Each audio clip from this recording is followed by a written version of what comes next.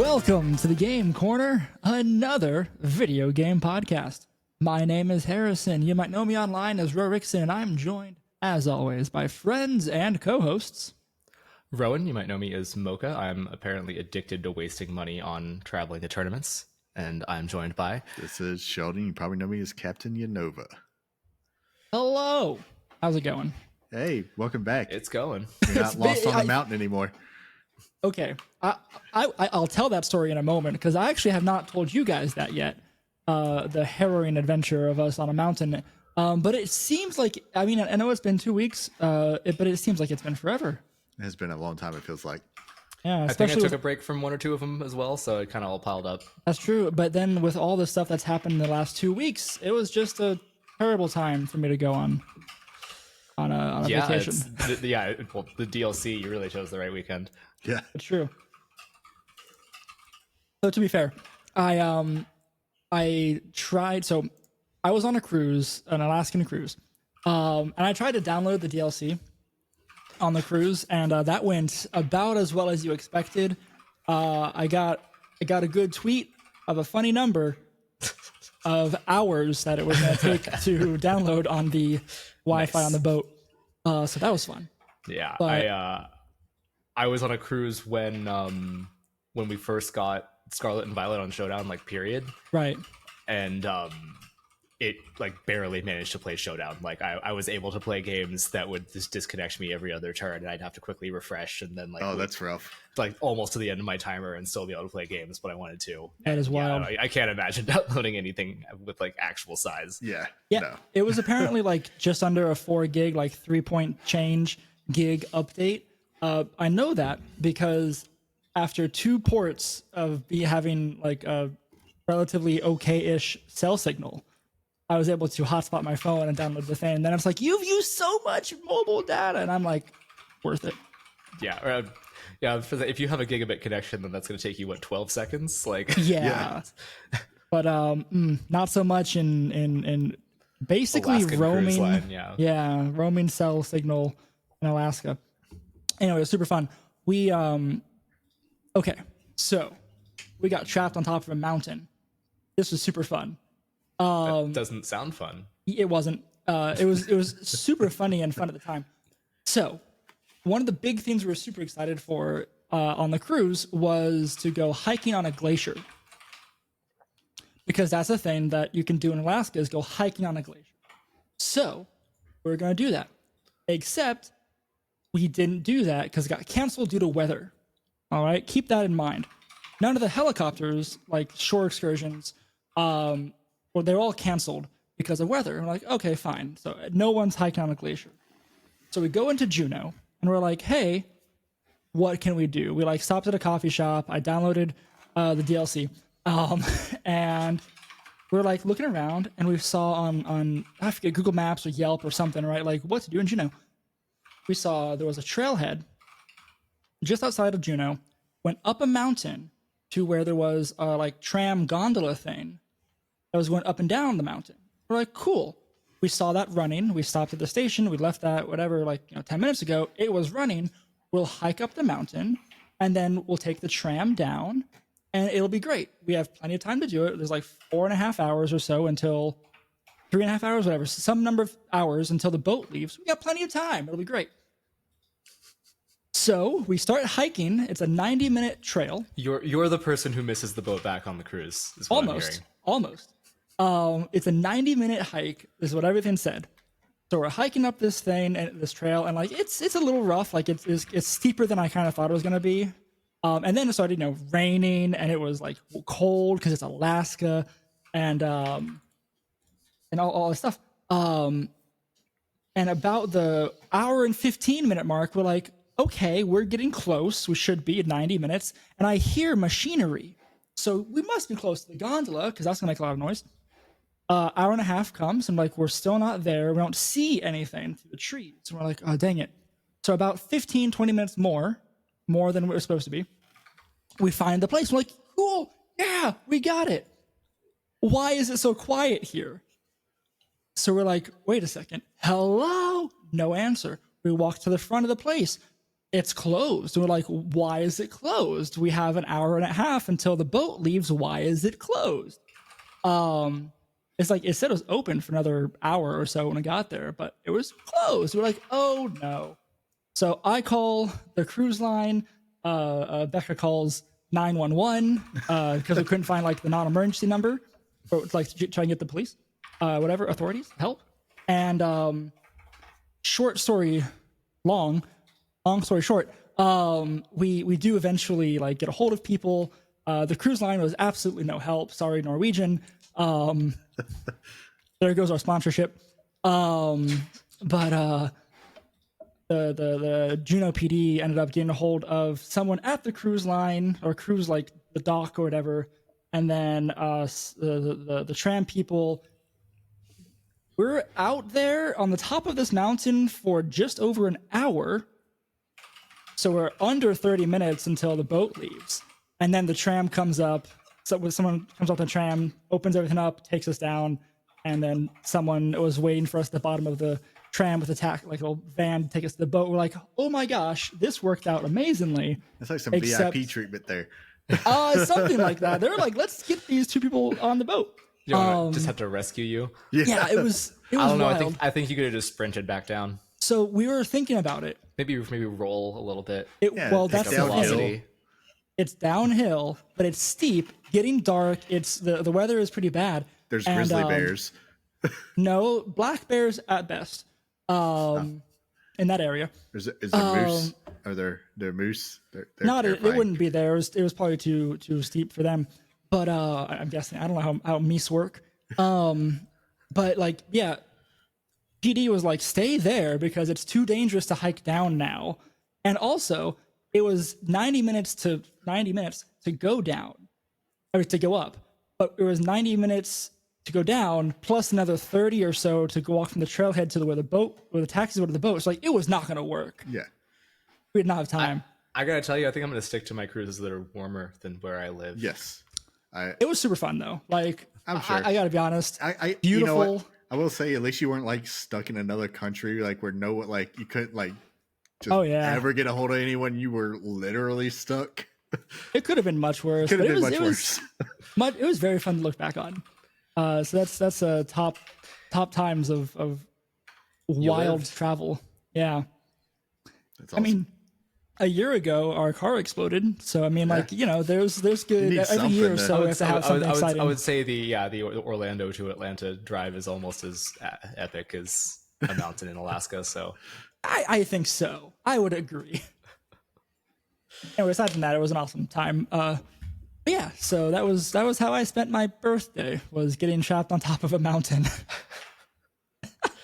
That was so good. How have your guys' week been? I've just been outside of work. I have just been playing a lot of games actually recently. Yeah, have we all finished the DLC? So actually, I have not. What counts as finished? I think I finished. Have you at least finished the story? Yeah, I think I finished the main story, like the whole Ogre Pond story. I understand what happened, so I'm not adverse to spoilers. Okay, that is probably the only benefit of us missing the DLC, is that we're allowed to spoil now. It was like, yeah, absolutely. Spoiler away. We had to talk about it. I mean, honestly, I don't really need to spoil that much on the story. I like what were y'all's impressions of it? I can go first or last. I really don't care, but I have semi-strong feelings. I know you do. Let's start with the guy who hasn't finished it yet. I want to hear what he's thinking. Yeah, well, yeah, that's an interesting viewpoint. What do you think, having not finished it yet? Okay, so where I am in the story, the lousy three just awakened, basically. Okay, so they're the lousy three. Yeah, I knew about that. Yeah. So they just awakened, and I'm gonna go chase them, or whatever the next part of that is. That's where I am in the story. So I have probably the unique a unique viewpoint of, I played most of this on a boat where I had no other responsibilities. I couldn't do anything for the channel, couldn't work, couldn't do anything except relax and enjoy my time. So when I had free time to play games, I just leisurely played the DLC. I avoided Koraidon. I walked a lot. Like I took the games very slow. So I've probably been playing it for a good like 5-6 hours. Okay, this game, that expansion really feels like it's built around the mounts, so that would take a while then. Yeah, I mean, there are certain times like I did use it for some things, and there were a couple of moments I'm like, I don't feel like walking. I'm gonna have Koraidon dash, but for the most part, I took my time with it because not only am I not rushing the story, but I'm also trying to catch all 150 Pokemon from the Kitakami Pokedex to do that side quest for Ursaluna because I want that bear. So I'm doing that, and I'm like, you know what? Completing the Pokedex, I've never done that. I'd actually be kind of fun to do. I mean, that was, of course, when I had abundance of free time compared to my normal life. Now that I'm back in the mundane, I don't know if I'm going to stick with that same slow pace. Now I might actually rush it in my smaller amounts of free time. But I've enjoyed it. I think it's a cute story. I mean, it is very simple. You kind of see everything coming, right? Like it's not a complex story. But I do like that you actually have. I think Kevin mentioned it on their episode. But you have like the characters show more emotion than normal, which I'm like, okay, that's a fair point. That's pretty neat. But I mean, besides that, I mean, it's interesting. I don't know, not that interesting. Just it's fine. I think I am like, okay, I consider myself a kind of like copium Pokemon fan, in that like I will defend it on online like discussion, even if it's not really like it, even if I know deep down like this is not a AAA game standard, but I'll defend it. I was like, it's fun, you gotta enjoy it for what it is. That's like really how I felt about base game Scarlet and Violet, because there was a really fun game underneath all the jank, right? Yeah, and absolutely. I really felt like going into this DLC, I had really hoped that this like, okay, this is way smaller scope, like it's a good size map, don't get me wrong, but like it's obviously nothing compared to the size of the base map, right? So, and the story is not going to last nearly as long. It's DLC, that's to be expected. So all that being said, I'd hope that they could really focus on like quality. Like there's not much of this there, but it's going to be like really high. And it was genuinely just bad. It was worse than the base game, like by a wide margin. Like the writing is arguably better, but at the same time, we just did like an epic quest to the center of the earth through time travel, and then their immediate follow-up to that is, how would you like to chaperone a bunch of children on a school trip? Okay, so I agree with that, because the juxtaposition of the main game and then following into Kitakami it does kind of suck. And except oh, go on, Sheldon. No, I was about to say, it kind of feels like you should be playing a DLC as you do the main, like before the end game. Sure. It sucks for us for that reason. I wholeheartedly, because of course everything scales too. By us, we mean like the target audience that yes, bought the everyone game who bought the game. Like, it's silly. I do agree, but I don't know. I don't know. Maybe I'm on a stronger dose of copium than you are. You are overdosing, sir. Like that. I don't know. I didn't think. Now, don't get me wrong. It is not out of this world by any means. Like it was fine.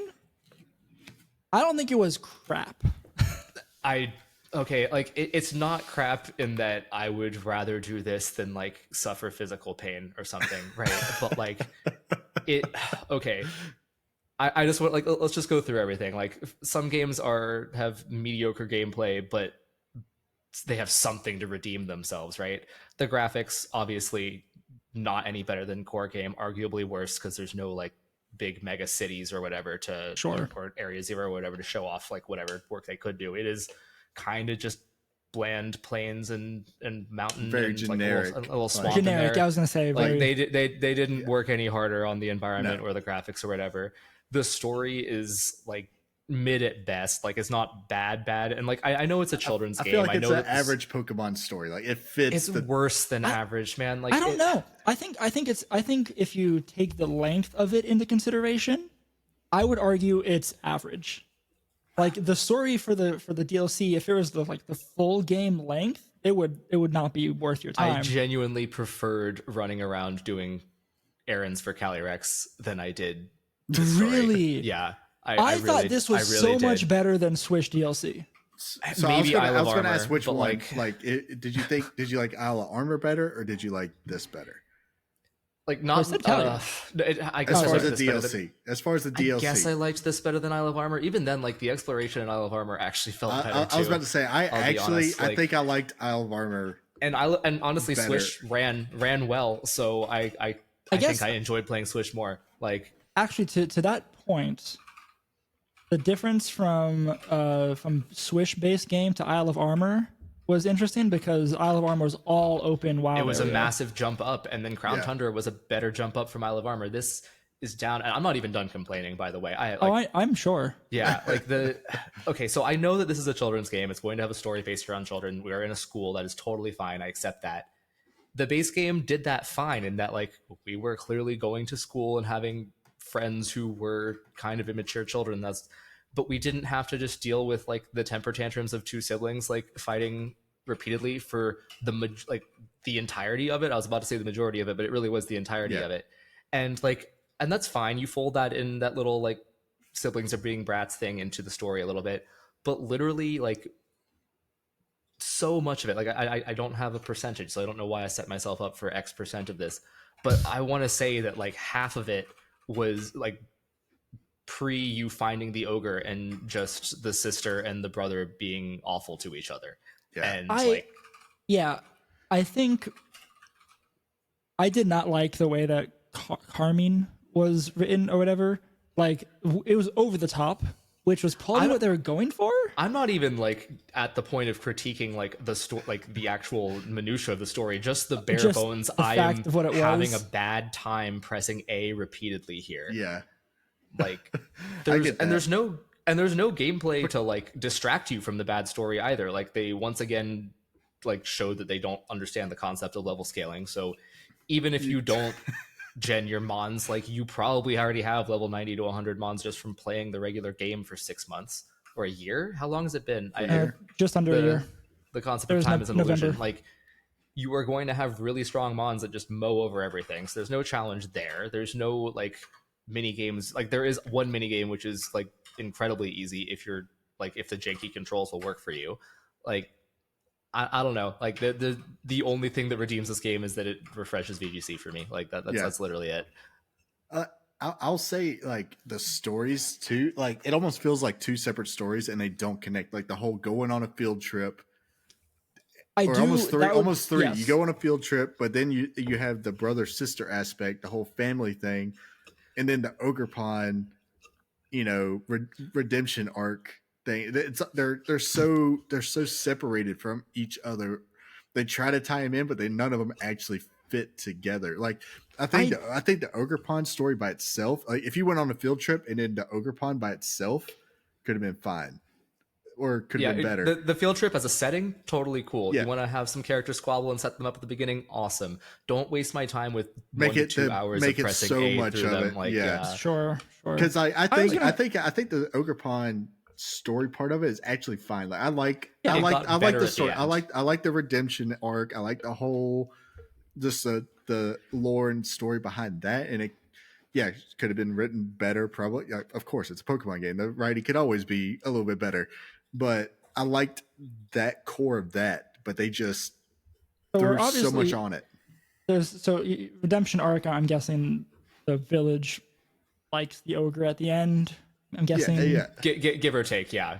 You beat up all the three and then everybody loves the ogre. Yeah, because that's what you're about to go punch them all in the face, and then everybody's like, "Oh, Ogre Pond, it's actually cute because it's got its little star anime eyes." And then the brothers are real butt mad that you caught the ogre instead. Yes. I expected that. And has his villain origin story little camera pan over him, and then to be continued. Like, now, if he goes and steals your Pikachu or something in the next DLC and holds it hostage, like, that'd be great. I'm super excited to actually finish the story because I want to see little Kiki go mad. Pretty much, yeah. Like that. Okay. It reminds me of Barry from Black and White, actually, a little bit. How Barry's just constantly, and like, I'm complaining about these games so much. I want them to be good. I still 100% of this thing. I've finished the decks. I've done the story, caught all the stuff, got the bear, like, did it all. Like, it just felt like I was forcing myself to do it the whole time. I was like, I could be playing Baldur's Gate right now. Yeah. Okay. You also have a fun, unique position of you just got shiny new computer to play shiny fun games. I do, but I also was on vacation. Like I have limited time to play video games, and I chose Fair. to waste it on that. Like, and it's almost a necessity that we have to just play through it. Like, you know, it just adds to that whole grind aspect that we have to do to play this esport. E-sporting quotations. We're not taking like battle videos too seriously. Like, whereas it's not even about content. It's just I would like to play VGC, and if I want to do that, I have to finish this game. Right. Yeah, that's a fair point. I don't know. Again, come back to me in a week. My opinion might change after I actually finish the game, and I'm not just honestly drunk on a boat playing. Oh, that's fair. I was gonna say, if you enjoyed the first part, you'll probably be okay with the whole thing because it did get better towards the end. Yeah. Like once you get into what I assume was like meant to be the actual story, it's still bad. It's not worse. It isn't genuinely offending my senses anymore. It's like, okay, that was a Pokemon game, but like I feel like I was left wanting more too.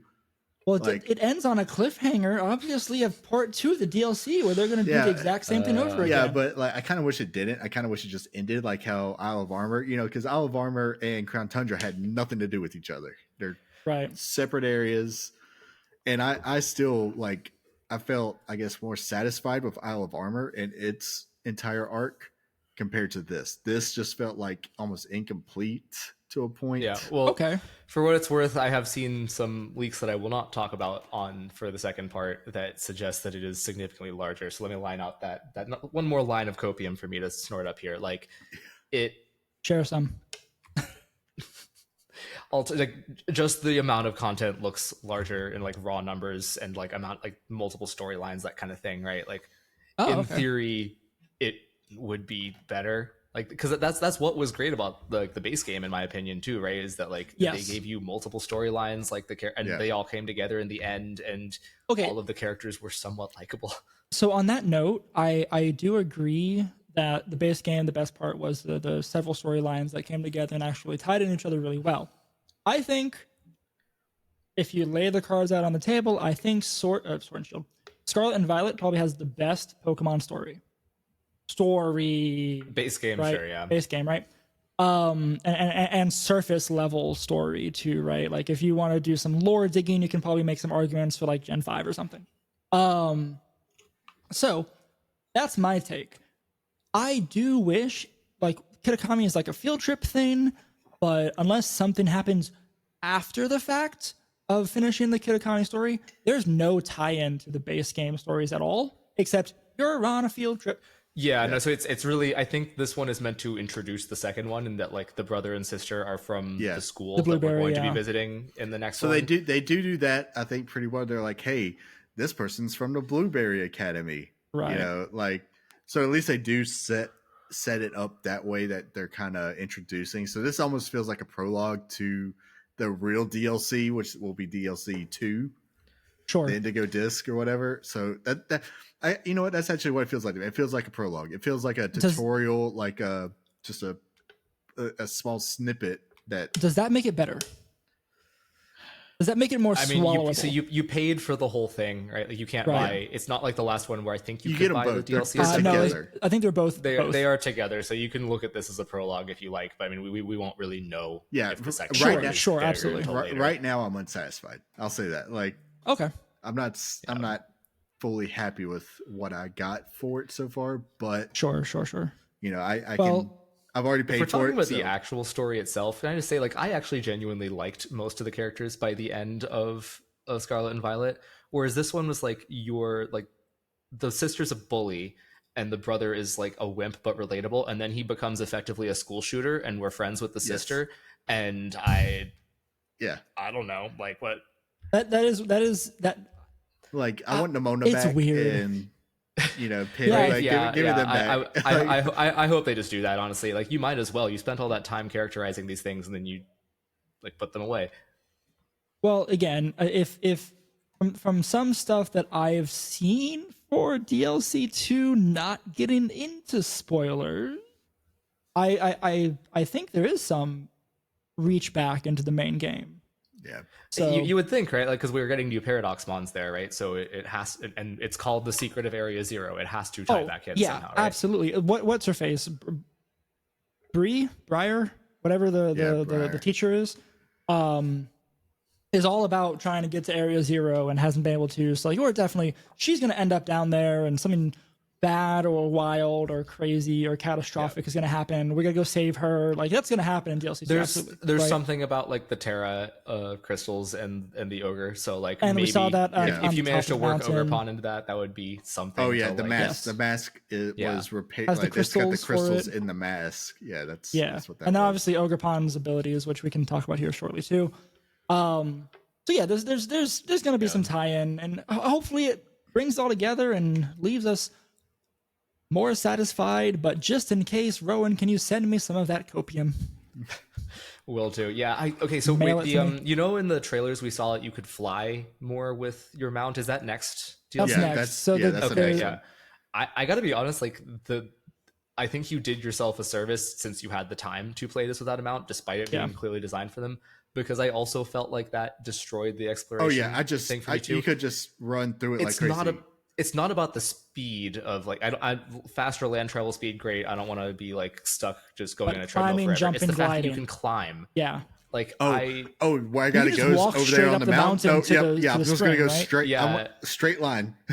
That was always like a really cool thing of like the isometric or top-down games, whatever. Like, I think it's just top-down. Like that was a really cool thing about those games is that you could like go into a map and see, oh, I've got to be all the way up there. I can see it, but my character can't get there. And now to like follow a dungeon and solve puzzles and get there. And now it's like I can open up my mini map, see the dot on it, and go in a directly straight line. And if anything is in my way, I will climb directly over it. I refuse to think. Yeah, like there will be like a winding path up this mountain, or I can just climb the face of the mountain. Like the ogre cave which has the whole winding path. I was like, I see an easier way to do this. I did the same thing. Climb to it.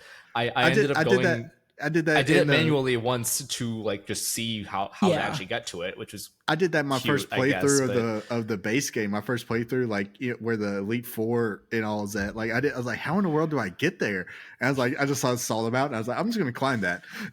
Yeah. Yeah, I do think I had the same thought when I was playing through it. Like taking it slow and doing what I'm doing, I'm probably, like you said, doing myself a service. But again, let's see in a week. Like after I finish it. I've seen people say that like you're playing it wrong if you play through it with a level 100 team. Like you should purposely give yourself a level 70 team, and you should purposely not climb stuff. And I was like, I should not have to like intentionally handicap myself in order to enjoy the game. So I did that with it. I did do that where I just like, you know what, I'm going to get in here. I'm going to catch all new Pokemon. I'm just going to use these. And I think that did make it a little bit better.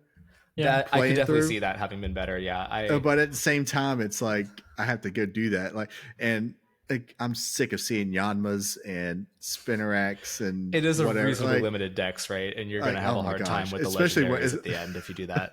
It's really fun to see like level 60 and 70 Spinnerax just walking around like it's nothing. So I didn't take a whole new team. I took for the first part, I just had my levels 75 or so Skeledirge and level 72 Dragonite, and then 4 Numon that I was trying to level up. And then I'm like, wait a second, I'm not using Dragonite. So I put that in a box and had 5 Pokemon I was leveling up to try and complete the dex, and Skeledirge, and walked over most of what I've seen so far. Pretty much. Yeah. Skeledirge one-shots 98% of the things I've seen, so I'm like, it's fine. I thought about doing that with a whole new team, but I was like, no. I don't know. I don't want to slow myself down that much. Yeah. But yeah, I don't know. We'll see. But that's I think. Anything else? Rowan, do you have more to complain about? No, I think that's it. That's all my old man screams at cloud kind of thing. But I will say I do like some of the new Pokemon as far as VGC is concerned, though. Yeah. Let's talk about. If you want to talk about Reg E, then I'm ready to be happy. Do we want to touch on Pittsburgh real quick? Sure. I have done nothing for Pittsburgh. We had Pittsburgh and what was it, Barcelona? Barcelona, yeah. Well, I was there. It was my worst tournament ever, which is unfortunate. I feel like a lot of people have been saying that. I luckily, yeah, I was hanging out there with Rachel, with Conk, and he also I went 1-3 drop, he went 0-3 drop, and then we were both like, well, time to play in locals, I guess. Time to get a drink. Yeah, and he cut the local on the day of the tournament. I got points at the MSS the next day, so it wasn't a total waste using the same team. But yeah, Nice. it was fun. Like people, it's still really good to just like find a group and hang with everybody at night. And people did try to kind of party on Saturday afterwards, so it was relatively fun. But it wasn't what I'd hoped for myself in terms of the actual gameplay. But we got CP. We move on. You got CP. You got to see people. It wasn't. It's never a waste of a trip, right? So Pittsburgh is not a great city. I'm gonna be honest with you. Like, it wasn't a waste of a trip. I'm trying to help. Here, take some more copium. You kind of got on and watched the football game. We got out early to avoid the football people. Yeah. Which was why I was so. I think that's what really hurt is that I spent a lot of money on this one in particular and it went badly. But sure, that's the risk. There's always that chance. Like exactly. I'm about to do the same thing with Toronto in a second. But I've been. But you'll be in you'll be in Toronto too. So Toronto's a good city is the thing, right? Like we're you're not in a coal there. mining town or whatever. Steel mining, steel production, whatever. Steel mill. Yeah. Whatever. No. I mean, Toronto will be expensive though, more so than Pittsburgh, right? Probably. Yeah, a little bit. Well, I'm Ashton and I are also going together, so it will be expensive in that. Sure. I am taking 2 people, but that'll be fun though. Tell me about it. Drag your spouse to a Pokemon tournament that doesn't doesn't play. The trick Becca is didn't play for the longest time, and she's like, fine. The trick is that Toronto's cool and it's Halloween weekend, so we can like. That would be pretty fun. She's gonna be begging you to drop. Round 2 comes around. Can you just drop? Are you X and 3 yet? Can you please be X and 3? There is actually stuff to do in that city that I think she'll have a fun time with on Saturday. But if I don't make day 2, I won't be heartbroken about that. Sure.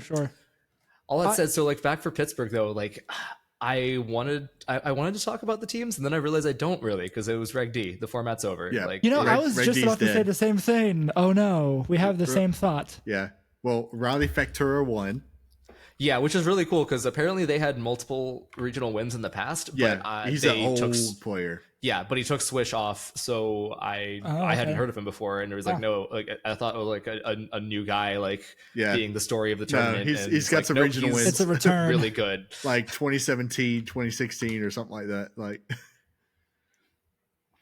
yeah, and then just to really minimize the discussion on the top 8 teams. They're all plain as heck Reg D teams. Yeah, I'd say so. Nothing spicy here. It was cool to see a lot of Hershey food. It was cool to see the Bramblegast make some appearances. That was neat. Ofamezi did. I want to say that James Beck wasn't top 8, but he also brought it. Yeah, we saw a lot of we saw stream games with him. Justin Tang's Chiyu misses were tragic.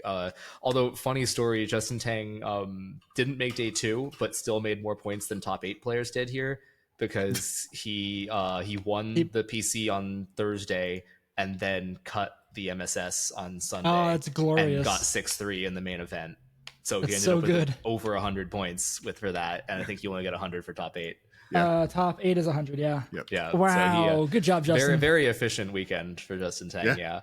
It actually worked out better for him, except for the prize money. Take notes, people. That's good. What was the other story that Jody made an error on his team sheet and had to replace Lunar Blessing on Cress with Lunar Dance, which is kind of like Lunar Blessing, except that Cress unalives itself. It kills itself.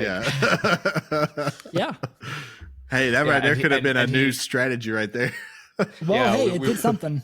We were all joking. It's like you need to click. He was playing Wolf, I think, in top 8. And we'll feed him in top 8, but he's like, you should just click the button. How do you make top 8 with a team sheet error that bad? Right. So that's an essential part of its kit. Wasn't it also not caught until like round 7, 8, 9? Caught. Yeah, but like it was caught on day 1, right? That means he won multiple. He went. What was his record? 11. 1. Yeah, his record was 11-3. So that means he won a lot on day 2. He made going from just day 2 to top 8 is massive. That's 5 wins. And that's 5 wins on day 2. Like with a lunar dance. Kamikaze Cresselia. Yeah. Oh man. Yeah, so that's something. I wonder if he ever clicked it. Did he ever click it? That'd be great if he did. I don't know. But you were the other there's just other things I see off the top of my head. Alberto Lara is still incredibly consistent, made top 3, but has finally stopped playing Klefki Garchomp. Yeah, but he brought a King Gambit to this. Yeah, and a Slug. And a Gastrodon. So like still pretty spicy team builder, despite having to drop his signature stuff. Trying to see anything else, honestly. Like you're right, it is pretty plain. It is very like cut like. The multiple Gastrodons was cute, but yeah, in general, I feel like this is a pretty good segue just into how excited we are for Reg D. Into Reg E, yeah, because it, despite having all these broken options, it really is shaking things up. I'm having a great time playing it, even if I like, regardless of whether I'm doing well or badly. Like there's a lot of new stuff though. Yeah, it added tools that shook things up without just doing it by power creep, right? Like I was genuinely worried that like Ogerpon is very strong, and we can talk about that in a second, but yes. Like I was worried that they were going to be like, oh man, Urshifu's ruining things. Like, what if we made this even better than Urshifu somehow by some godforsaken means? Like, but no, they did a pretty good job with it. Yeah. And I'm not going to say Ogerpon's better than Urshifu, but go on. But it is very strong though. It's really good. I think it's doing the same job as Urshifu, right? A lot of times, it's different. It's weird. It's in a weird spot where it provides a ton of support and offensive pressure at the same time, which is not something you get because this thing gets follow me for a grass. Which is wild. I would argue that the follow me is only relevant on the defensive types though. Like I think you're going to see more. Yeah, water and maybe the grass ones. But it's always grass, so yeah, the follow me is nice for spore stuff. And for Urshifu, right? The water one having water absorb plus can't follow do me. anything into it. Yeah. Like it can close combat, but yeah. But also, its signature move though is also one of the things that kind of puts it over the top. I think. Yeah, Ivy Cudgel's very nice. Ogerpon gets Ivy Cudgel, which is 100 base power, 100% accurate. It's originally a grass type, but if you have one of the masks, it changes to whatever that mask is, which could be water, fire, or rock. And it has a high critical hit chance. So this thing's going to crit. It's doing a lot. Yeah. And it is very good. That's like a step away from a Dynamax move. Yeah. And so on that note, it's not Wicked Blow levels and surging strikes. Everything's a critical, but you hit critical hit with a 100 base power stab, and if you terrestrialize, it's not just a stab; it's a super stab. Right. And you get a stat boost if you're a fire type. I think I was seeing that if you do the fire boosted cudgel in Sun, you can Oko Iron Hands. Yeah, you can Oko a lot of things. You can Oko a lot of things that resist it, or very close to Okoing them. Like terrifying. Especially if you throw a Chien-Pao, like you swap in a Chien-Pao and then Iron Cudgel, Terra Fire +1 and everything else, something like it's a lot of damage. I mean, despite all that, though, I think that it is still healthier at least than Urshifu. Yes. Because Urshifu breaks one of the core mechanics of protecting, being able to protect. It breaks multiple of the core mechanics. You can't obviously can't protect is the elephant in the room. But the other thing is that this is a physical mon. It can be intimidated. Yeah. Landorus is in the format, but guess what? Urshifu effectively can't be intimidated outside. Like if you're using its water or dark stab, right? And then obviously the no protect on there. There was one other thing too for Urshifu. What Surge and Strikes hitting multiple times consistently at crits. That destroys sashes and any sash or anything, stuff like that. Like that's pretty big. Yeah, I obviously this is very strong. Base 100 and an added effect and 100% accurate is something that they generally don't do. I kind of wish they would do more often. Is drop the crit ratio and just make this a strong, accurate move and have a lot of that throughout the game. Yeah. But looking at you, I don't know. Special water types, but also its stats too are. Very solid and well distributed. They're great. Yeah. Like 80, we got 80 HP, 120 attack, 84 defense, 60 special attack, 96 defense, and 110 speed. the speed and the attack are really nice, and the bulk is respectable. It actually, it has like, it's not super bulky, but it's at the kind of bulk where you can put investment in it if you want it to be bulky. Yeah, and get something. I am glad that they capped the attack though. Like 120 is good. Like it's above average, but it's not busted. Like if you look at the the pseudo legends are 130 plus, right? Like Dragonite's 134, T-Char's is 135, I think. Like Urshifu's 130. Like this is weaker than those things. It has the same special attack, give or take, as like it's the same attack as Iron Bundle has special attack, right? Like strong enough but not amazing. So all these multipliers are at least on top of something that isn't like out of this world. Like right, but obviously the multipliers on top of a really good attack stat, it means something. Like I really think of so far of all the Pokemon that they've really kind of released, this is one they put some thought into.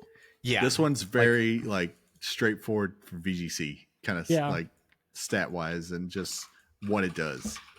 And all 4 types have like some pretty good utility too. Yeah, like I like getting wrecked by the rock one is like you would think that's like not the best one, but it like grass rock isn't a really useful typing actually. Like the Arcanine Hisui like broke all my expectations and did really well because it turns out you can do some really cool stuff with rock offensively, like having a good stab rock slide. Yeah. And this one gets a good stab rock move that doesn't super miss. Good. Yeah. And it's for a rock type extremely fast, especially for a rock type. Yeah, you never get that usually. And sturdy is like not bad. I think the mechanic with the Dynamax is also really neat too, because like with the Dynamax. No, Dynamax Terrestrialize, whatever. The funny button. Like Gigantoterrestrialization, yes. Megaterra, yeah. Megaterra. So like all of them have great abilities, like yes. In the base. Mold Breaker on a fire type is amazing. You just melt heat rans, right? Like that's fantastic. Very but then you good. swap it out when you Terra for a stat boost, and it's very Zacian like also, right? And that it gives you that stat boost every time you swap in. And Zacian won't even have that when it finally comes back. Like that one's one of the only like when you swap in the first time. Yep. But you have to exchange your Terra for that boost, so it's balanced, right? Like there is some thought put in there for sure. So I think it's good that they require an item for it too. That helps. I was gonna say the item is very nice because it does add more to that balance. But I was gonna say, Ogerpon is the first time we've seen something vastly different with Terra, right? In the form of Gigantamax versus Dynamax.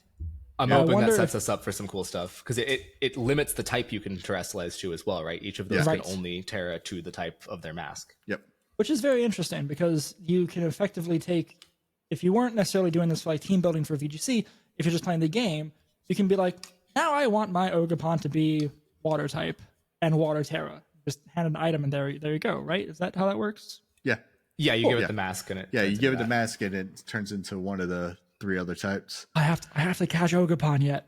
Anyway, but it's also a dual type, which is nice too. I think that's one of the things I like is it keeps until you terrestrialize, it keeps the grass typing too. So it's not like it becomes just a water. It's a water grass. It's a fire grass. It's a rock grass. Right. Which I think it lends a lot to the potential. I think just potential for it as a Pokemon. Yeah, I wholeheartedly agree. But I want to see them sets us up.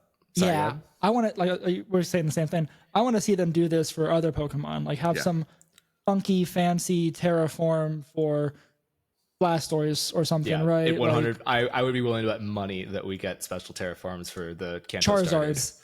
Yeah, Charizard 100%, and probably Blastoise and Venusaur as well. It's not that they ever did anything. Since when do they give special forms to Charizard? I can't think of one example. Yeah, so like I bet you they make them all forced Terra to Fire, Water, Grass, and have some super move off of that, or maybe like the whatever they're weak to, or ability or something. That would be cool. What if we had like Fire or Grass, either direction? Actually, or the like same one and give one of them Blastoise an actual ability. Can you imagine that Pokemon with a real ability? Like I want it so bad. Give it Swift Swim, give it Intimidate, something like that. Right? Anything, just an actual useful ability. If Blastoise had Intimidate, Fake Out, and Flip Turn, it would be, and maybe Life. It already has Life too. That would be kind of cute. That would be a fun support mod. Pivot Sport? Yeah. Yawn. Good. Yeah. Yeah, it's got yawn. Ooh. Anyway. You could almost have now we're just in a grass intimidator, and we could have a firewater grass ensign core. Yuck. Beautiful, but also yuck. I don't know. I'm taking copium. That's the theme of the episode. Or hoping that we get something cool come Regulation F and the new DLC. Is it going to be F? Yeah, I think so, right? We get it. E goes to the end of the year, right? And then the new DLC comes out in January. Yeah. Well, we don't know the date. We don't know the date, but the theory is December. Oh. And that would make sense if it comes out in December, then the regulation ends in January. Yeah, in January. Yeah. So that's that. But we also just don't know what Regulation E is yet. So if they hold anything back on Regulation E, yeah. At this point, like there was talk of a ban list, but if you look at the wording, it's the same as it's always been to just say we're not going to let you use restricted mons. Yeah. Like, right. I personally think that it's not going to be. It's going to be what we think it is. I think so too. But if it's not, that lends some credence to the DLC 2 being pushed back to like January, February. Right. Yeah. If they want to make an imaginary format to, you know what I mean? Like a weird one to tie this over so we get some variety until it comes out.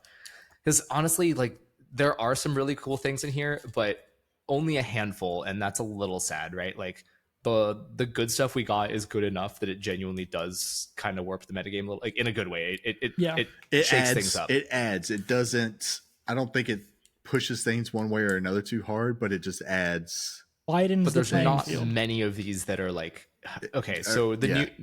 What do you have? Like obviously the 4 legendaries are all solid, right? All the forms of Ogerpon and except for Pheasantipity, I don't think it's worth. Pheasantipity's kind of meh. Yeah, I mean you might be able to do some support stuff, but probably just the other two. Yeah. The Sinistra is Sinistra. I think that's been that and Blood Moon Ursaluna both have been like they're actually very good Pokemon. I haven't played with either of them yet, but I'm looking forward to it. Those are all the new ones, right? All the brand new stuff, pretty good. Outside of that, I'm scrolling through the list, and it's like some of these mons might get a niche or something. Like Mienshao is cool, Mandibuzz is cool. I forgot Mienshao's even in this. And Empoleon gets competitive. Empoleon with competitive is very cool. I think that's a great buff. It should have always had it, and but is it good? But I think it's good not in this meta. I think it's too late. I fear you're correct. And that's the problem with a lot that we got in this DLC. Like the new Pokemon, I think have a shot. Everything else is kind of like, Like what is Arbok? What is Sandslash? Right? Like you're not going to use that. Yeah. Clefairy's cute, but we already have like its Mousehold is just better. Mousehold is better. Clefairy, I think it's an item. Yeah, the Ninetales are really cool. That's one of the 2 of the exceptions to this. Alolan Ninetales is actually seeing a lot of play. Yeah, weather's always strong, right? I don't know that Fire Ninetales is going to do anything. It might. Having a fast setter couldn't be. Isn't Torkoal probably just the? Torkoal's probably just better though. Yeah. Like even on a fast team, it's nice to have a speed sandwich there with that at the back in case of Trick Room stuff, right? And slow setters are generally better. Yeah. Yep. With that said, I think that Alolan Ninetales is better than Abomasnow, so that's it's just another buff to Snow, which is that neat. is I don't think many people are going to argue that fact. No. Yeah, and just having the fast Aurora Veil is really nice. Wheezing is cool. I'm glad to see. I don't know what people are going to do with it, but I think they will do cool things. I don't know. I don't know if this is the meta for it yet. That's a Pokemon. I feel like you get restricted meta, then you start seeing. You may be right. I don't know. It does turn off ruinous abilities for what it's worth. And there's some and we had the ability shield out of this for this generation, which has been basically useless until now. So I'm curious to see if that warps anything and like people start putting ability shield where it like if Wheezing is a top usage kind of thing you're bringing, then we'll see ability shield. But probably, but will you right? Yeah, like if I had to guess, it'd probably be on something like Chien Pao or Chi Yu, so that way you don't lose your damage boost. Yeah, or something that you just really want to keep the ability. Keep the ability. Heatran with ability shield has been something I've seen a little bit. Apparently, like if there's something between that. No, Heatran with ability shield was really just for the Mold Breaker on. I was gonna say, does it block Mold Breaker? Okay. Yeah, so that's nice too. But in general, it's going to be cool to see if that item does anything. Snorlax is here, but I think that Iron Hands it's too late for Snorlax. It's too late for Snorlax. That makes me so sad. Yeah, because it could have been something. Yeah, it would have been great in Reggae. But I think once the second Iron Hands became a thing, it was gone. Yep. I can really picture Snorlax doing some Reggae. Yeah. Politoed is cool. Weather is weather, right? That's your new weather. I don't know that it's. I'm not even sure that it's better than Pelipper, to be honest with you. I don't know. I did some playing with Rain on Showdown the other day, and I really was like, Pelipper might be still the move. We get Weather Ball on Pelipper now, right? It depends so it has on a which consistent one. water stab. It depends on Both also of them what have Weather your. Ball. I think it comes down to like your support option on it. Do you like Tailwind? Do you like Perish Song? You know, if you play Perish Song, yes, but like they both get helping hand. They do now, yeah. Yeah. They do. Okay. Pelipper gets Tailwind, White Guard, gets Betanes. I do think that Pelipper might just still be the better option for. It's got better stats too, doesn't it? I feel like overall, like I think Politoed actually has better stats. Definitely on the bulk side, it does. That's why I meant Politoed. Yeah. I think it's there if you want a slow rain setter, right? If you're not, if your team is slow and you want rain, then Politoed probably fits better. But yeah, in general, like having Hurricane to deal with the grass types that mess with your water types on a rain team is pretty good. But scrolling down though, like another bad intimidator in my Chana, Ludicolo, speaking of rain, could be cute. Shiftry got Wind Rider, Wind Power, Wind Rider. That's the one. Yeah. So that's pretty cool. The one that boosts you by +1 in Tailwind. Yeah, I've seen a bit of that on ladder. It is definitely cute, and it does some solid damage in there, right? I think that's the best description of it. We get a lot of cute things. We got a lot of cute things. Yeah, but I feel will like they actually be good? I don't know. I feel like Shiftry can fill a similar role as Bramblegast without looking at their stats. But stats are so bad. It's got so bad. I saw it as a stage 3, and I was hoping it was good. It has a base 100 attack, and every other stat is worse. Yeah, it's not good. Shiftry was done dirty back in Gen 3. Yeah, I remember even looking at that back, like I think in Sword and Shield for like a, chlorophyll attacker and like draft league or something, right? Yeah, it's not good. It's not worth it. Okay, fair enough. Yeah, unfortunate.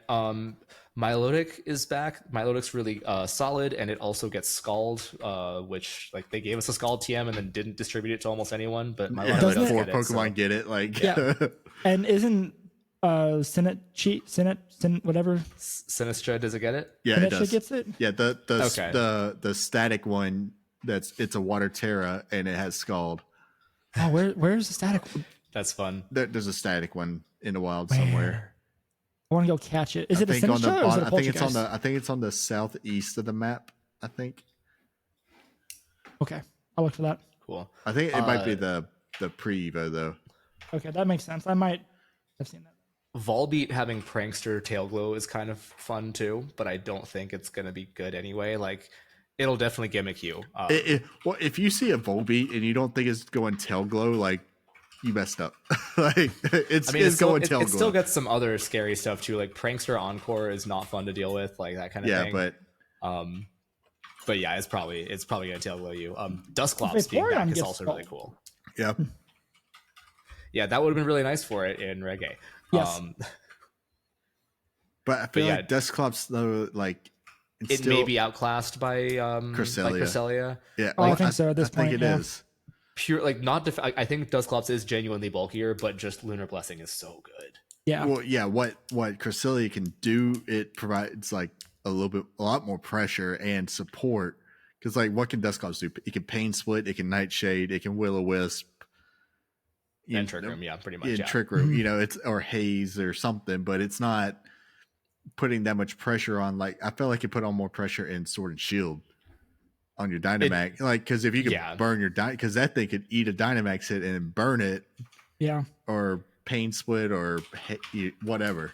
But nothing's hitting like a max move was. And you had Ally Switch too that you could spam back in Sword and Shield too. So yeah, I mean, Cresselia had slightly better defenses, but no crazy heal moves. So yeah, it was definitely the better choice back then. But and then past that, I think I've done a full loop of this. Like, that kind of touches all the things that I think were interesting. Conkeldurr maybe, but like, again, just too late. Too late for it. I think it's too late for him. Yep, I agree.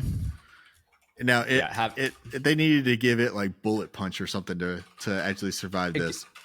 It gets mock punch, but bullet punch would have been nice for Fluttermane. Yeah, it needs bullet punch for Fluttermanes. Like if it would have gotten that, then I could have seen because it does get guts, right? Which is pretty cool. Conkeldurr and Iron Fist, like Iron Fist, life Iron orb Fist is too, I thought. Yeah, that's stronger than guts. Like really, Iron Fist life orb. Okay, that's pretty cool. That's why I ran back in Sword and Shield, because you do more damage with life orb, and you get a 1.5 boost plus stab and all that. But whatever it is, it ends up being more on the calcs. Nice. Yeah, slightly it is. Yeah. Yep. So, yeah, but it can do a lot of damage because it was good in Sword and Shield in a Dynamax format. Just mock punching things that are Dynamax did a lot of damage, but not so much in this format. Like I don't know what you're mock punching to KO that Urshifu Aqua Jet isn't taking care of. Sure. Right? Or Dragonite E-Speed. Yeah. Which I gotta say, like, so I've been playing a good bit of this, and like outside of the obvious, like I've done multiple Ogerpon things. Do you have a pet kind of strategy you're starting Reggie with? Honestly, so that you want to share? I am, and it's incredibly boring. It's nothing new at all. It is. I just saw how well Conk was doing on Twitter with Chenpao, Dragonite, Chi-Yu, Fluttermane, Dondozo, Tatsugiri, and doing some fun stuff that someone gave me on the India Discord, which was Rocky Helmet on the Dozo. I've seen those. Oh, okay, yeah. all these people refuse. Like, I try to give team sheets every time. Like, please, let's play a real set. And people, especially when I was trying to climb through low ladder, they say no, and then they bring out their Chenpao Urshifu, and I Terra Fairy, and then they KO themselves. Yeah. And it's a defense boosting Dozo too. So that's my favorite. Oh yeah, my droopy boy. I'll make sure I'm allowed to share it with you, and then I might send that your way, because it's it's fun. That's one thing I feel like in some, especially like you get at the beginning of formats and end of formats, people forget about Dondozo. I feel like they just forget about this thing is stupid. It's still there. It's still like, doing Dondozo. If you don't things. have a solid plan, like if you didn't build thinking like, how do I take care of a Dondozo? I mean, Urshifu is kind of just a built-in Dondozo counter, because like if you have Rain and Terra Water, despite it being resisted, your Surging Strikes will KO a Dozo, and you have high enough defense to take it. But like in this case, I'm Rocky Helmet and I'm Terra Fairy, so like if you want to Sacred Sword me with a Chenpao, no. But if it's a water Urshifu, I'm just going to stay as water and take those resisted hits and helmet you. And if you go Terra Dark Urshifu, like the Wicked Blow, Terra Fairy, again, like hard walls it. Yep. So yeah, it's pretty cool to see like that's adaptation too, right? Like I had never seen a helmet Dozo before. Not my idea, for what it's worth. My thing so far that I found that's actually I started climbing with was Mouse Ape again. I started running Mouse Ape. You shared some stuff earlier today, and I was like, "Ooh, Mouse Ape is back." People just I feel like they don't respect it. Yeah, they don't at all, and it just Annihilate, like a Terrifier Annihilate. If you don't have something that can take it out, like it can run over a game real fast. Like next thing you know, you're getting hit with base 300, Rage Fist. Like, okay, like. But also, but the thing I think that gave it a boost is this Sinistacha or whatever. Sinistra. Sincha? It's been one. How do you say this Pokemon's name? More recovery is always good for those bulky strategies. Yes, that's what it is, because you get a quarter HP heal when it switches in. You get redirection. You get the good support. You get life dew. You get strength sap, rage powder. That Matcha Gotcha move, the spread Giga Drain. Is it spread? Yeah, it's spread. I didn't know it was spread too. My goodness, that Matcha Gotcha is a lot too. Yeah. It's spread healing that can burn, but it's also 90% accurate, which is real. I would have been really happy if they dropped the burn chance and just made it 100%. Yeah. Like, I agree. A 20% burn chance too. Like pair that with it's not even that good. It's just like yeah. What you forgot about thaws foes for some reason. Sure, why not? It's you're putting hot tea on them, I guess, or something. Yeah. But I think that thing has a lot of potential in this format too. Just so much support from this little teacup. with a better stat spread too than the old one, than its counterpart. Is Sinistcha the Pokemon that people are confused about because Eviolite works on it? Yes. Yeah, which pretty much confirms that it's getting an evolution next. Yeah, which is so weird that you could slap an Eviolite on this thing just to get more bulk. more bulk on it. Okay, interesting. It's pretty much a double assault vest, right? Like, yeah. Assault vest for your defense too. Yeah. I guess that's what I mean. Yeah. Huh. So. And I guess it just run through the other thing. Ursaluna Blood Moon just does a ton of damage. It's a special attacking Ursaluna that can hit everything. Yeah, I need to finish the dex and get it. It gets stab hyper voice. It gets a stab like Blood Moon. Blood Moon, 140 base power, 100% accurate. Wild. And it's scrappy, so it's better scrappy, right? Yeah, it's better scrappy. Yeah. It can hit everything. Ignores evasiveness and can hit, and its accuracy can't be lowered, like whatever. Like it can hit ghost types. I've seen some cute stuff with it next to Dusclops and a weakness policy Brick Break as Trick Room goes up. Yeah, and then you get the +2 spread Terra normal hyper voices. Yeah, like because you don't have what do you swap into you can just run Throat Spray on it too. Because that's the usual one I think you see is Throat Spray. You hyper voice, get a +1, and then those Blood Moons are going to just murder. You do so much, but you don't have anything. You can't swap in a ghost to take the normal hit. Yep. You just what do you swap into it? It makes it a weird, if you have like a Cresselia and that on turn 1, like if you can't take out the Cresselia to stop Trick Room, like you're going to start getting smacked. Good point. Yeah, lots of fun new toys in this upcoming regulation. We'll see. Does that do it for Reggie? Yeah, for the start of it. For now, I was going to say. we haven't done one tournament yet, but for now. Oh, yeah. Yeah. We'll get there. Speaking of tournaments, I'm very excited. The Florida will have a Reg E MMS October 1st. I will not be driving 8 hours for a MSS, but it's 6 hours and your car might explode. My car will be fine. It's a good car, but so is mine. I think it's a good car until you get a recall a week after it explodes.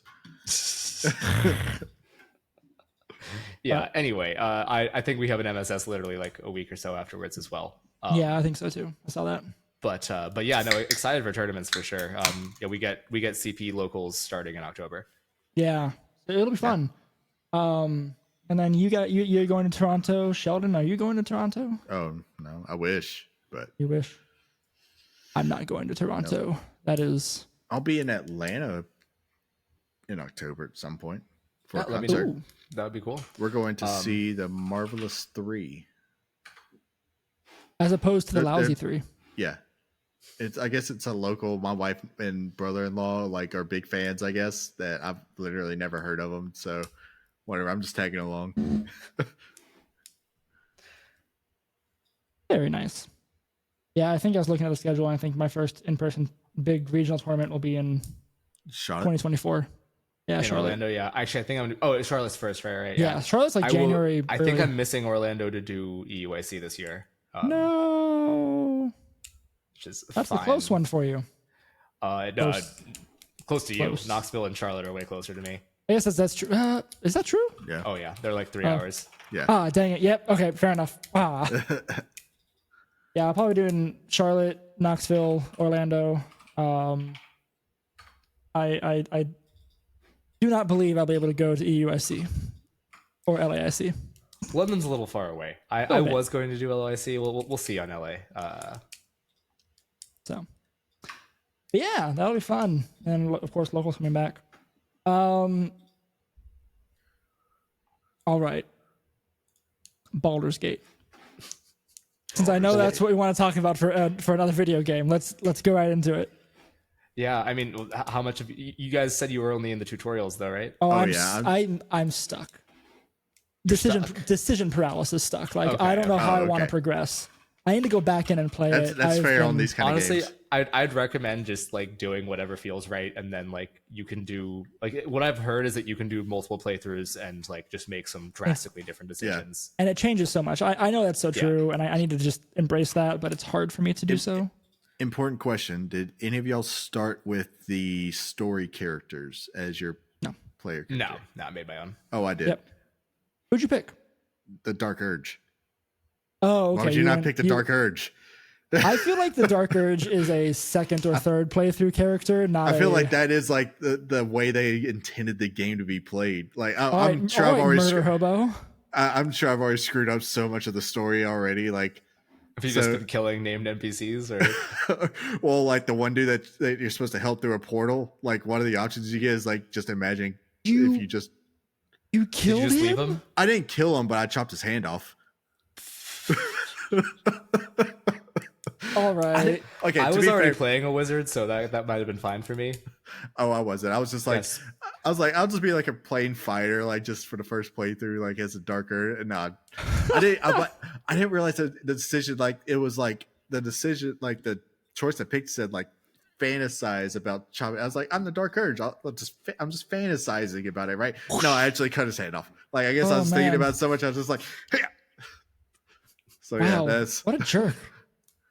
But combat in that game is really fun. Like basing on D&D was a great decision. Yeah. I guess I'm the only one that played it, but like the what's that other game I play? I can't remember the name of it now. Pillars of Eternity. Yeah, Pathfinder. I've played a lot of Pathfinder. Yeah, I mean, I've played actual Pathfinder. Well, no, Kingsmaker. Wrath of the Righteous was the last one. That's one. But they're similar because it's CRPG. So it's CRPG, but it's in the Divinity style. Right. Divinity Original Sin. That's what I was trying to think of. Not Path. Okay. Yes. Yeah. So like I played a CRPG, I guess, more recently, like one of the newer ones that Wrath of the Righteous or whatever it is, the Pathfinder game. But it was good because that had really good systems too. But Baulder, but this one it's more interactive, I guess, is the way to. I will go on the record to say that I like the action economy in Pathfinder 2E more than D&D 5E, and therefore I wish that Baldur's Gate was based off of the action economy and stats of Pathfinder 2E. Yes, it would be good if they made way more flexible. Yeah, that's the problem with Pathfinder is it's based off of 1E or 1.5. So Pathfinder 1 was based off of 3.5.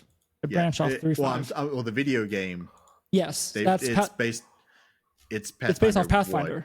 Yes. Yeah, but it's not the current. It's not the current mechanics, and that's the problem. It's closer. Pathfinder, Wrath of the Righteous, and Kingmaker, and then Pathfinder 1 is much more closer to D&D 5e because their action economy is more or less the same. Yeah. So it's not as good. I think the game would be a lot better if it was Pathfinder 2e. Oh, by a long shot. Yes. Probably. I'll also say probably a lot harder to make. Probably because of the options you can just do and probably not though. You can do a lot. Of the interactions will be the same. It's just how you allocate your stuff. Yeah. So maybe not. Yeah. All right, modder community, get to it. Mods for this are going to be wild. I'm sure there's already wild ones. I'm sure there is. Yeah. We're pretty late to this party. Yeah. So. But why mod something that's perfect already? Well. That's a fair point. But I am excited to get through the game. And that's a game also, like you talk about taking your time through a game. I'm going to take my time through Baldur's Gate. I am going to murder hobo all over the map before I go to the next one. Well, man, Sheldon's going to leave a just wake of death. Did any of y'all play the original Baldur's Gate or Baldur's Gate 2? Okay. Negative. So y'all are just going into this blind. Yeah, no. So I guess I'm going into this with some knowledge, a little bit of what thinking is probably along the same storyline of like who you are in the story. Sure. So that's also why I wanted to go with the Dark Urge. So if there was enough connection, that makes some sense, but we'll see. You're still a murder hobo. You got a fully customizable, total murder hobo. He just has like intrusive thoughts too. You know how it always has like stops and like you get your little options to think and stuff. Everything's intrusive and just really dark. That would be fun to like. I do want to play Dark Urge at some point. Yeah. that'll be fun. So, anything else on Baldur's Gate for now? Honestly, now like I've had a great time with it, but I don't know that I have a whole lot to like critique or rave about either. It's just like the story's really engaging. You lose your life to this thing. Like it's for just, hours. Just a good video game. Yep. Yeah. Everything we normally complain about, like not enough effort put into it. Like you cannot make that claim for this. Like every single person you talk to has a voice acting and multiple dialogue options and like a well-written story and everything. Gosh. Yeah, it's wild. Like, if you just put you could just watch a movie of the voice acting and stuff, and it would be entertaining. Yeah, like, and I love the whole. You can FMV this game basically. Yeah. The voice acting is great. The narrator's great. And I love the dice roll. I think that's one of the best things they added is the actual. Yeah, it's really cool. It's not just a behind the just a calculation going on behind the game. You actually get to see a dice, bounce around and land on a number. Like so, it actually gives it that. Okay. That feel. I like that. I do wish there was a way to speed it up or turn it off. Because it does get kind of old. Yeah, to see the animation so often. Yeah, of the dice.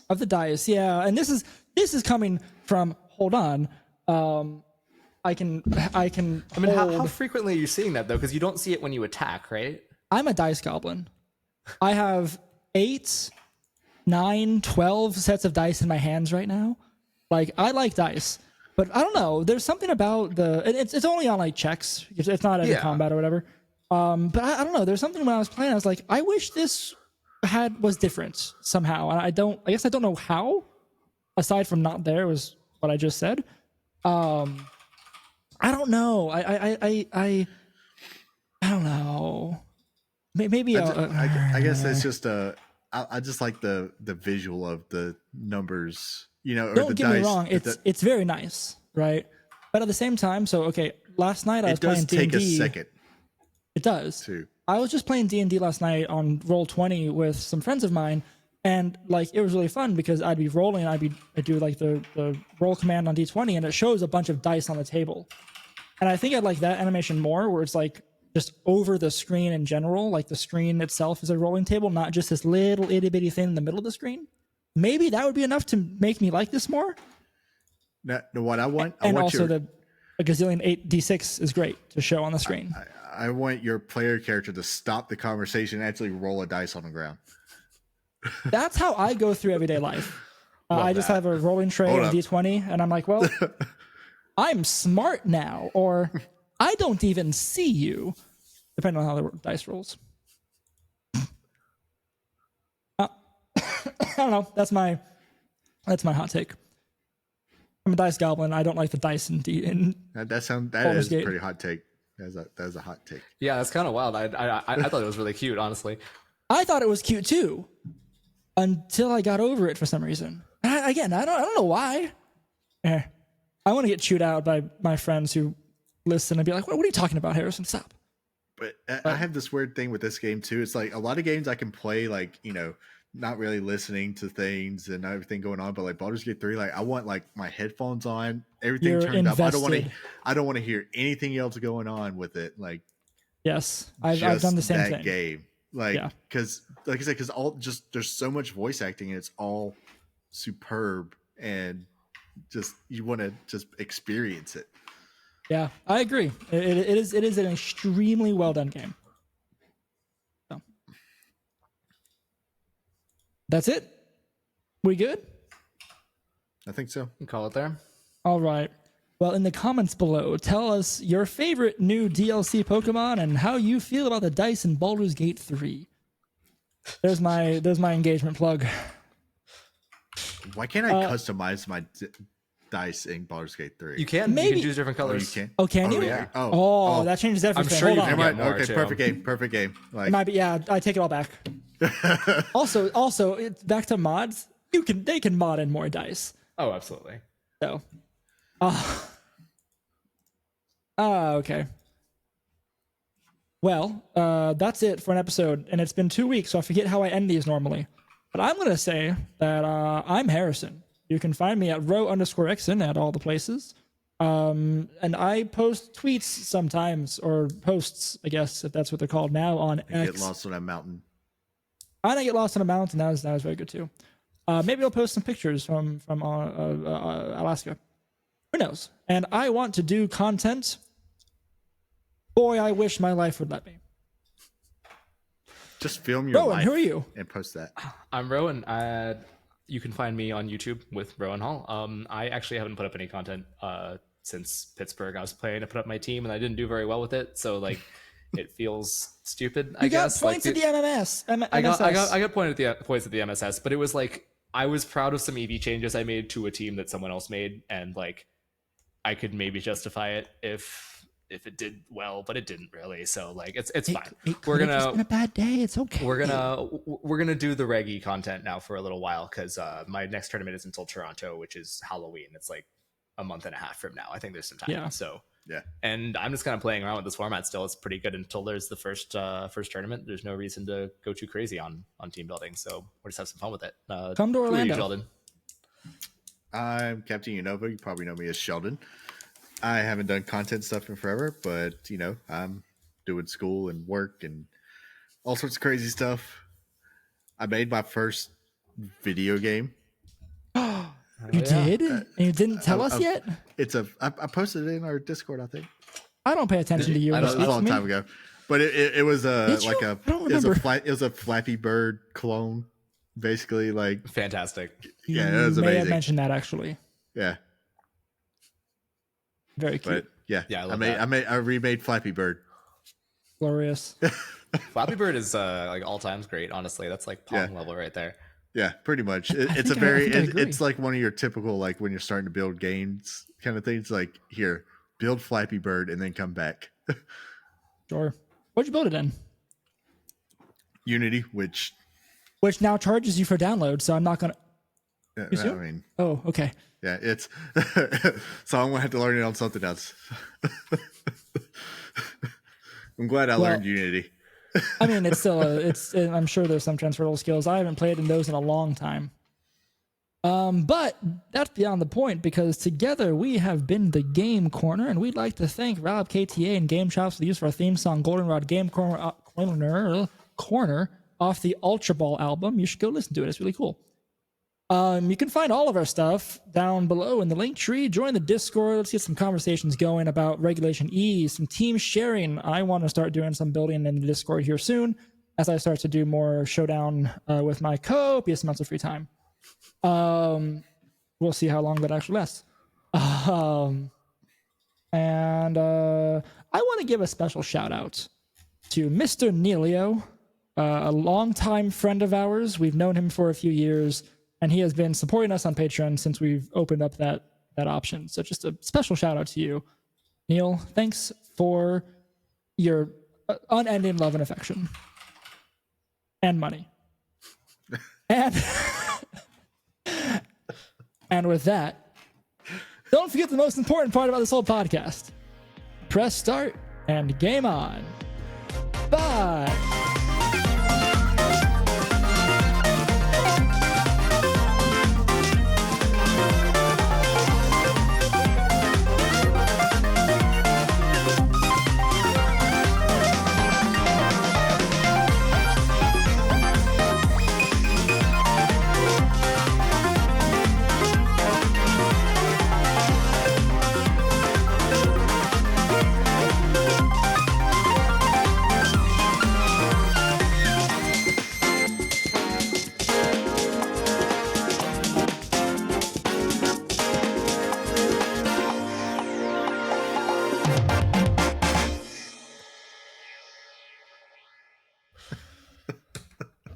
The most important part doesn't make a ton of sense, honestly, but No, I realized that after the fact that it was just I was just spewing whatever's in my mind. So the sentiment is fun. Yeah, it's just like our sign off doesn't make a ton of sense, but we're just kind of sticking with it now. Yeah, we are. Yeah, here we are. Wait, we're how many episodes in? Like just 59. Full send. Like press starting game on makes sense, but making it the most important part now, that's dumb. All right.